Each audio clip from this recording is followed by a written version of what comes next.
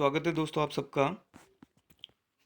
आज की इस न्याय संबंधी चैप्टर का पार्ट 3 में, इससे पूर्व 2 पार्ट में दे चुका हूँ जिसमें प्लेटो और अरस्तु के विचारों की हमने चर्चा की है कि उनके क्या विचार हैं न्याय के बारे में। तो ये जो तीसरा पार्ट है वो भी न्याय के बारे में ही है। तो दोस्तों अगर आप कोई भी बीए, 12th, एमए जो भी जिस क्लास में आप पढ़ रहे हो और ये चैप्टर, ये अवधारणाएं आपके सिलेबस में है या आप कंपटीशन की तैयारी कर रहे हो, तो ये बहुत ही फ़ायदेमंद है ये वीडियो आपके लिए। और मैंने पूरी कोशिश की है कि जो इसके कॉन्सेप्ट हैं वो आपके क्लियर किए जाएं। ऐसा नहीं कि मैंने लिख दिया और सीधी चीज़ें दे दी।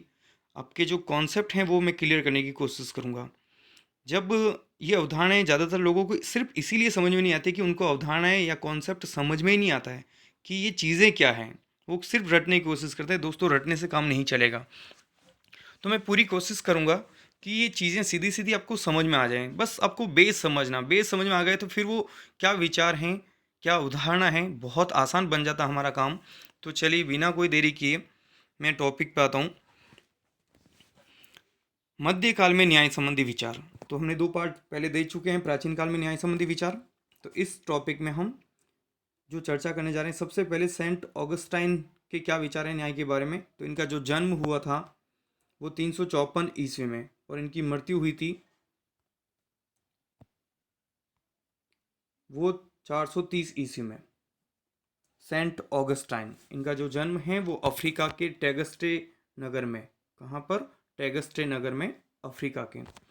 इनकी जो रचना है जिसके बारे में या जिस पुस्तक में इन्होंने न्याय संबंधी विचार दिए हैं, राज्य की उत्पत्ति से संबंधित विचार दिए हैं, तो उस पुस्तक का जो नाम है वो है सिटी ऑफ गॉड। उस पुस्तक का नाम है सिटी ऑफ गॉड। इस पुस्तक की जो रचना हुई थी 412 ईस्वी से 427 ईस्वी के मध्य। सिटी ऑफ गॉड दोस्तों बहुत अच्छी किताब है और ये कई बार परीक्षाओं में पूछा जाता है इसके संदर्भ में। पुस्तक देखिए, उसके रचनाकार कौन है? सिटी ऑफ गॉड के रचनाकार हैं संत ऑगस्टाइन। इस पुस्तक में इन्होंने न्याय संबंधी विचार दिए हैं। तो क्या कहा है, इनकी नज़र में क्या न्याय है? देखिए कि व्यक्ति द्वारा ईश्वरीय राज्य के प्रति कर्तव्य पालन को ही न्याय माना। तो सबसे पहले हम ये क्लियर करते हैं कि सिटी ऑफ गॉड की जो थीम है वो क्या है। इस पुस्तक में इन्होंने ये कोशिश की है कि जो राज्य की उत्पत्ति का सिद्धांत है वो इस तरह से दिखाया गया है कि राज्य की उत्पत्ति दैवीय सिद्धांत के अनुसार हुई है। ईश्वर ने बनाया है राज्य को। तो जब उनका थीम ये है कि राज्य को ईश्वर ने बनाया, तो आप मान सकते हो कि न्याय का अर्थ भी वो क्या लेंगे कि जो राज्य की जनता है, नागरिक हैं, वो उस राज्य के प्रति अपने कर्तव्यों को पूरा करें, उन कर्तव्यों का पालन करें। अगर वो व्यक्ति अपने ईश्वरीय राज्य के प्रति, किस राज्य के प्रति ध्यान रखना दोस्तों? ईश्वरीय राज्य, यानी एक धार्मिक संस्था को जस्टिफाई करने के लिए ये रचना की गई है। तो ईश्वरीय राज्य के प्रति जब व्यक्ति अपने कर्तव्य पालन करेंगे तो ऑटोमेटिकली न्याय स्थापित हो जाएगा। ये कहना है सेंट ऑगस्टाइन का। तो कौन सी 2 बड़ी बातें निकल के आई सिटी ऑफ गॉड पुस्तक में? और ईश्वरीय राज्य यानी राज्य की उत्पत्ति का जो दैवीय सिद्धांत है उसके पक्षकार रहे हैं। और उन्होंने आगे 2 कदम और आगे बढ़ा के ये कहा है कि न्याय क्या है? न्याय वह है कि जब व्यक्ति अपने ईश्वरीय राज्य के प्रति कर्तव्यों का पालन करते हैं तो ये न्याय हो जाता है।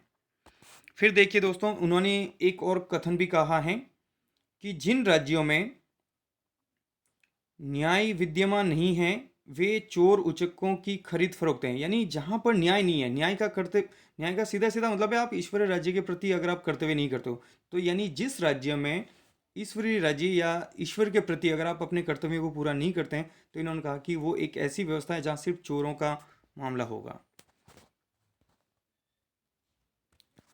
फिर देखिए क्या कहा है उन्होंने।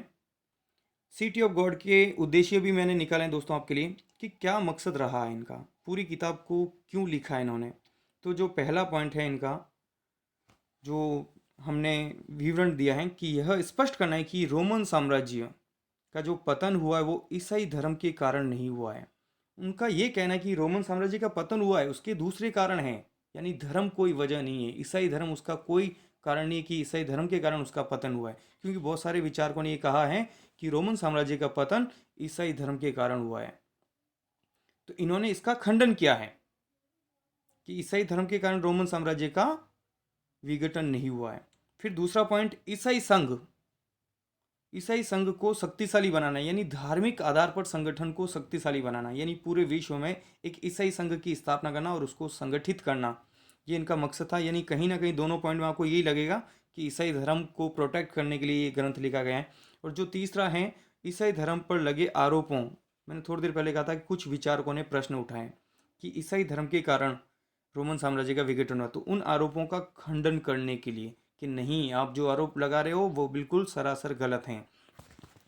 तो कहीं ना कहीं इस पुस्तक के उद्देश्य यही है कि ईसाई धर्म का महिमा मंडन करना, राज्य की उत्पत्ति का जो देवी सिद्धांत है उसका समर्थन करना, और न्याय के बारे में भी यही है कि ईश्वरीय राज्य के प्रति व्यक्ति अपने कर्तव्यों का पालन करता है तो न्याय स्थापित हो जाता है।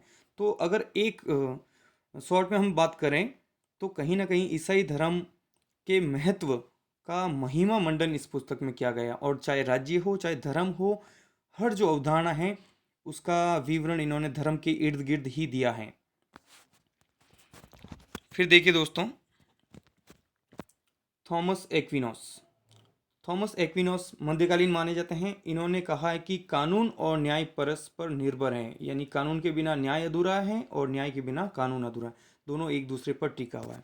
फिर उन्होंने कहा कि न्याय क्या है, तो उन्होंने कहा कि व्यवस्थित और अनुशासित जीवन जीना और कर्तव्यों का पालन करना। ये कर्तव्यों का पालन दोस्तों ध्यान रखना बहुत ज़्यादा आ रहा है, बार बार यही शब्द प्लेटो ने शुरू किया था और भारतीय सभ्यता में भी यही सुनाई पड़ेगा। हम आगे के वीडियो में इस पर चर्चा करेंगे।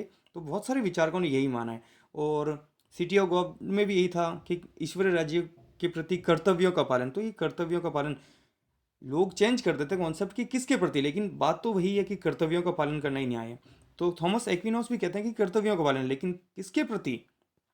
उन कर्तव्यों का पालन करें जो व्यवस्था हमसे मांग करती है। तो व्यवस्था की मांग, यहाँ व्यवस्था का तात्पर्य राज्य है, यानी जो सिस्टम, जो राज्य हमसे जो मांग करता है एज अ सिटीजन, एक नागरिक के तौर पर आपके जो कर्तव्य होते हैं, उन कर्तव्यों का अगर आप पालन करते हैं, व्यवस्थित और अनुशासित जीवन जीते हैं अगर आप उस राज्य में, तो बिल्कुल न्याय की स्थापना हो जाती है। और उन्होंने कहा कि न्याय का जो मूल तत्व है वो समानता है। ये प्रतियोगी परीक्षाओं में पूछा जाता है कि थॉमस एक्विनोस के अनुसार न्याय का मूल तत्व क्या है। इस तरह से प्रश्न बनते हैं, समानता, स्वतंत्रता, संप्रभुता, इस तरह से कोई भी नए शब्द आपको दिए जा सकते हैं, कर्तव्य, कानून, तो ऐसे दिए जा सकते हैं। देखिए कानून है लेकिन कानून को परस्पर बताया उन्होंने, मूल तत्व समानता है।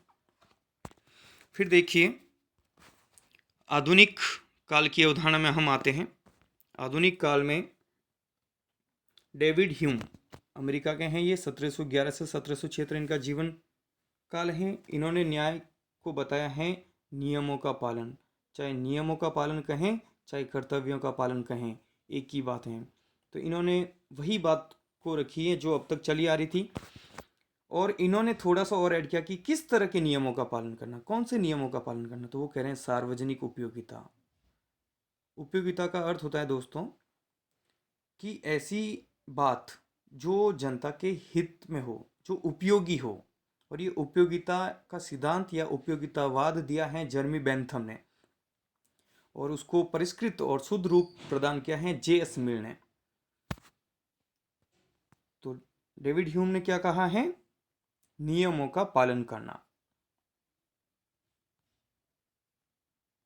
देखिए अभी हमने चर्चा की है, उपयोगितावाद किसने दिया? बेंथम ने।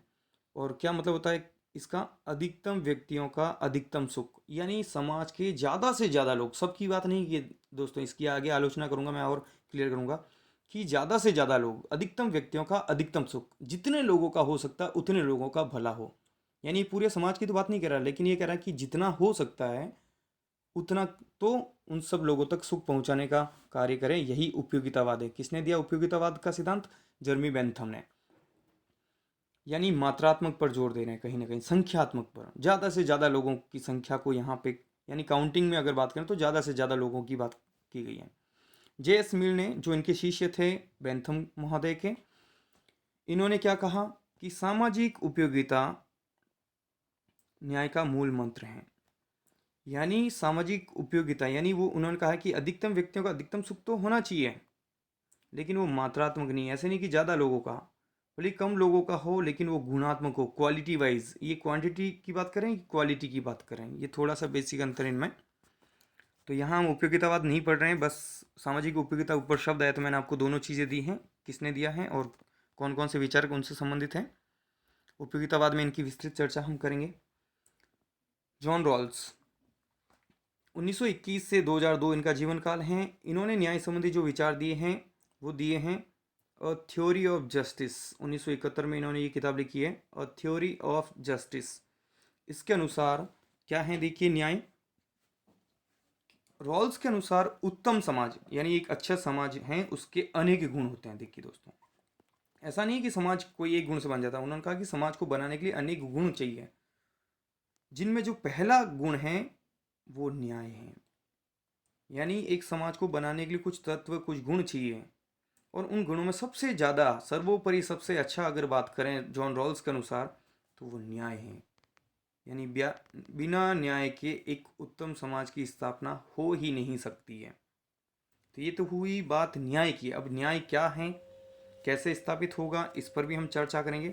तो उन्होंने कहा है, थोड़ा अलग तरीके से अपनी बात रखी। उन्होंने कहा कि समस्या यह है कि प्राथमिक वस्तुओं का वितरण सही नहीं होता है। किनका वितरण सही नहीं होता समाज में? प्राथमिक वस्तुओं का। ये प्राथमिक वस्तुएं कौन कौन सी है दोस्तों? फिर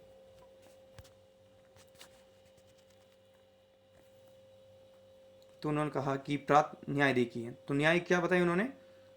प्राथमिक वस्तुओं का सही तरीके से अगर वितरण हो जाता है तो न्याय है।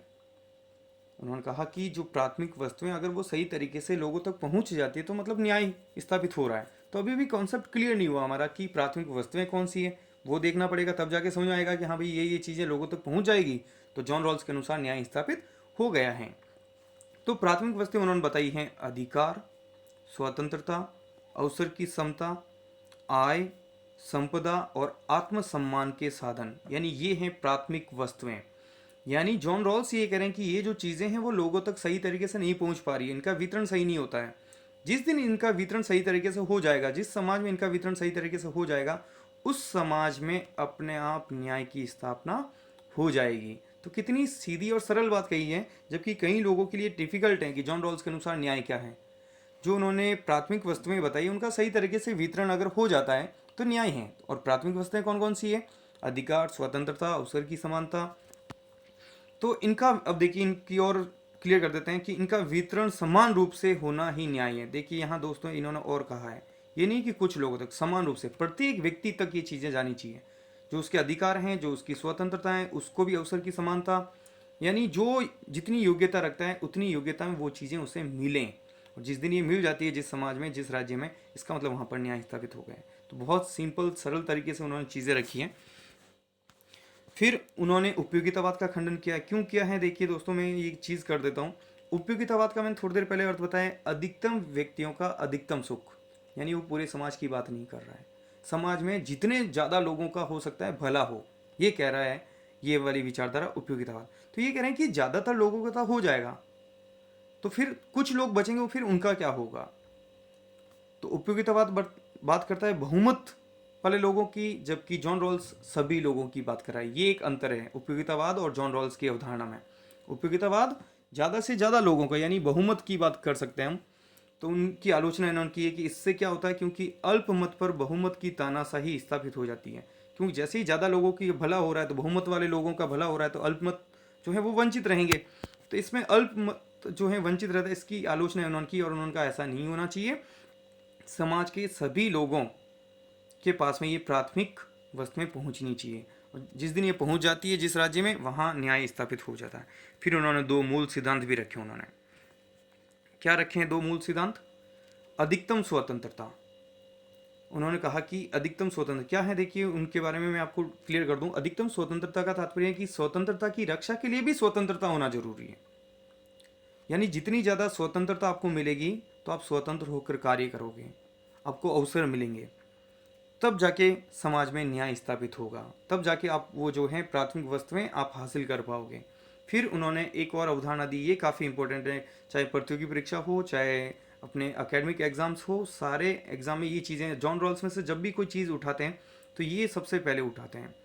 अज्ञानता के पर्दे की जो अवधारणा है वो किसने दी है? जॉन रॉल्स ने। क्या है अज्ञानता का पर्दा? तो उन्होंने जो न्याय बताया है, उन्होंने कहा कि न्याय को स्थापित करने के लिए आपको पूर्वाग्रहों से फ्री होना पड़ेगा। आप पहले मत सोच लो कि इसको देना उसको नहीं देना, वो तो कह रहे हैं सभी को देना है। तो वो कह रहे हैं कि व्यक्ति को समाज की वर्तमान स्थिति, अज्ञानता किसके बारे में होनी चाहिए हमें, अज्ञानता का मतलब हम ये मान लो कि हमें कुछ नहीं पता, किसके बारे में, वर्तमान स्थिति के बारे में और व्यक्ति के बारे में। यानी वर्तमान जो हमारी व्यवस्था है उस व्यवस्था के बारे में और व्यक्ति के बारे में हमें कोई पूर्वाग्रहों से ग्रसित नहीं होना। हमारे लिए सभी लोग बराबर हैं, सभी लोगों तक वो प्राथमिक वस्तु में पहुंचनी चाहिए। तो ये हमारे आंखों के सामने एक अज्ञानता का पर्दा होना चाहिए। एज ए सिटीजन केवल नागरिक मानकर वो चीज़ें उस तक पहुँचाई जानी चाहिए। और ये चीज़ें आप इस तरह से राज्य अगर कर रहा है तो इसका मतलब राज्य में न्याय स्थापित हो रहा है। तो ये है अज्ञानता का पर्दा, बहुत ही इंपॉर्टेंट फैक्ट है दोस्तों। कई सारे लोग इसमें उलझ जाते हैं कि ये चीज़ क्या है, ये समझ में ही नहीं आती है। आखिरी में दो और चीज़ें मैंने निकाली, इनका जो निष्कर्ष हैं उन्होंने देखी, इन सब में ये मानते हुए व्यक्ति को नैतिक माना है। नैतिक का मतलब व्यक्ति को अच्छा माना है। अच्छा माना इसका तात्पर्य हर व्यक्ति का ये अधिकार है, चाहे वो अपराधी हो चाहे कैसा भी हो, वो व्यक्ति होने के नाते उसको न्याय हासिल होना चाहिए। जो राज्य जो चीज़ें प्राथमिक वस्तुएं हैं वो हर व्यक्ति तक जानी चाहिए, चाहे वो सत्ता में है या नहीं है, नागरिक के तौर पर उसको सब चीज़ें मिलनी चाहिए। और फिर उन्होंने कहा कि व्यक्ति और राज्य एक ऐसी व्यवस्था बनाए, उन दोनों को कर्तव्य दिया है कि इसमें व्यक्ति की सहभागिता भी जरूरी है और राज्य, इन दोनों का कर्तव्य है कि वो एक ऐसी व्यवस्था बनाए। क्या बनाए, व्यवस्था बनाए। ये देखिए उपयोगितावाद और जॉन रॉल्स में यही फर्क है। सबके लिए कल्याणकारी, यानी एक ऐसी व्यवस्था बनाए जो कल्याणकारी तो हो, लेकिन किसके लिए, ज़्यादातर लोगों के लिए नहीं बल्कि सभी लोगों के लिए कल्याणकारी हो। तो दोस्तों ये था आज का ऑडियो और वीडियो आपके सामने। कोशिश मैंने की है कि आपके लिए बहुत अच्छे से शॉर्ट में संक्षिप्त में पूरी अवधारणा को क्लियर करें। तो इतने आपने ध्यान से सुना, बहुत बहुत धन्यवाद। अगर आपको अच्छा लगा ये आज का वीडियो तो आप इसे ज़रूर लाइक कीजिए, शेयर कीजिए अपने दोस्तों के साथ में। और दोस्तों में और भी जो अवधारणाएं हैं राजनीति विज्ञान की टफ में, मेरी कोशिश ये है दोस्तों कि जो आप यूट्यूब पे या कोई भी ऐप पे जाओगे तो आजकल जो कम्पिटिटिव एग्जाम से रिलेटेड जैसे ज़्यादा से ज़्यादा अगर भारतीय संविधान की चीज़ें अवेलेबल हो जाती हैं, जबकि राजनीति विज्ञान केवल भारतीय संविधान तक सीमित नहीं है, उसके बाहर भी बहुत सारी चीज़ें। तो मैं ये नहीं कह रहा हूँ कि भारतीय संविधान की चीज़ें मैं नहीं दूंगा, वो भी दूंगा, वो उन पर भी मैं वीडियो बनाऊंगा। लेकिन उसके अलावा बहुत सारे लोगों की प्रॉब्लम ये होती है कि सर अवधारणाएं सिद्धांत ये बहुत टफ होते हैं। तो अकेडमिक जैसे बीए कर रहा है स्टूडेंट्स, चाहे 12th में है 11th में है, एमए कर रहे हैं या नेट की तैयारी कर रहे हैं या फर्स्ट ग्रेड की तैयारी कर रहे हैं, सेकंड ग्रेड सोशल स्टडीज से कर रहे हैं, तो वहाँ ये चैप्टर आते हैं तो उनके लिए बहुत ज़्यादा दिक्कतें ये पैदा करते हैं। तो इसीलिए मैंने ठाना कि हम थोड़ा सा अलग रास्ता अपनाएं और उन लोगों के लिए ये इन पर काम करके दें। तो इतने ध्यान से सुना देखा दोस्तों और पूरा वीडियो आपने देखा, और कोशिश मेरी यही रहेगी कि और अच्छे से और क्वालिटी दूं मैं आपको। ऐसा नहीं होगा कि आपका समय की बर्बादी, अगर आपने पूरा टाइम यहाँ पे दिया है तो निश्चित तौर पर इसका जो फ़ायदा है वो आपको मिलेगा। इसी के साथ धन्यवाद।